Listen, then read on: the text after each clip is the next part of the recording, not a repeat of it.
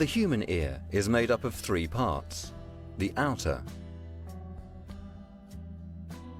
middle, and inner ear.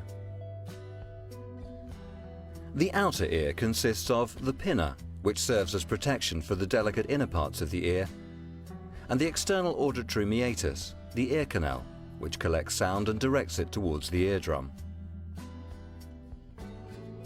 The shape of the pinna also helps to detect where sounds are coming from in the vertical plane, that is, from above or below the ear. The middle ear is an air-filled cavity located in the temporal area of the skull. It consists of the eardrum, the tympanic membrane, the ossicles, and the eustachian tube.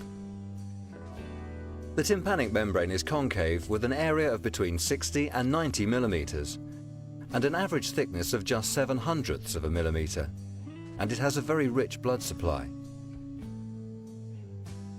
Sound waves enter the ear canal and strike the tympanic membrane, setting it in motion. The louder the sound, the more the membrane moves.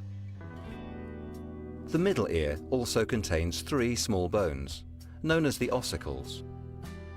These are connected in a chain across the middle ear, from the tympanic membrane to the entrance of the cochlea, called the oval window. The ossicles are called the malleus, the hammer, the incus, the anvil, and the stapes, the stirrup. The handle of the malleus is attached to the tympanic membrane, and the base of the stapes, known as the stapes footplate, sits loosely in the oval window of the cochlea, held in place by the annular ligament.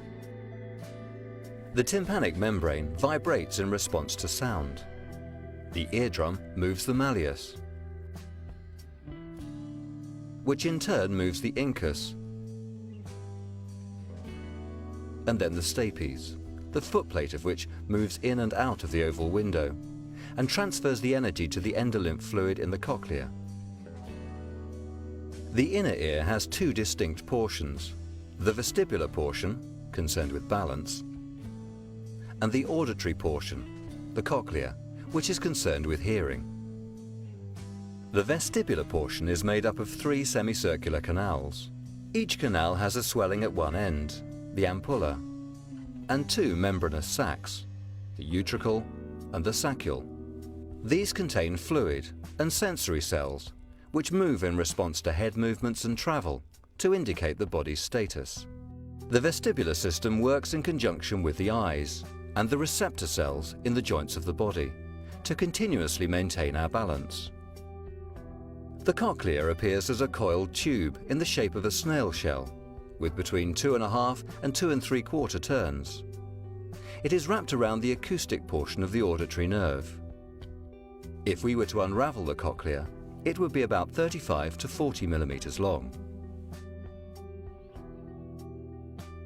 It is split into three distinct sections, known as the scala vestibuli, scala media, and scala tympani. The scala vestibuli and the scala tympani contain perilymph fluid. The scala media contains endolymph fluid. The Reissner's membrane separates the scala vestibuli from the scala media, and the basilar membrane separates the scala media from the scala tympani. Along the basilar membrane are two types of sensory cells, or hair cells, called the outer and inner hair cells. These are arranged in their rows according to the frequency, or pitch, of sound they detect, and covered by the tectorial membrane. Each hair cell has tiny hair-like projections, called stereocilia, attached to them. When sound energy is transferred to the cochlea, the basilar membrane vibrates up and down, causing the outer hair cell stereocilia to shear on the tectorial membrane above.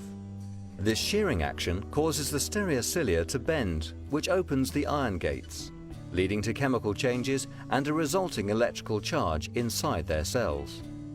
These charges make a neural impulse, which travels along the auditory nerve to the brain and which is interpreted as sound. This complex mix of physical, chemical, and mechanical processes occurs almost instantaneously and creates our perceptions of the sounds we hear in everyday life.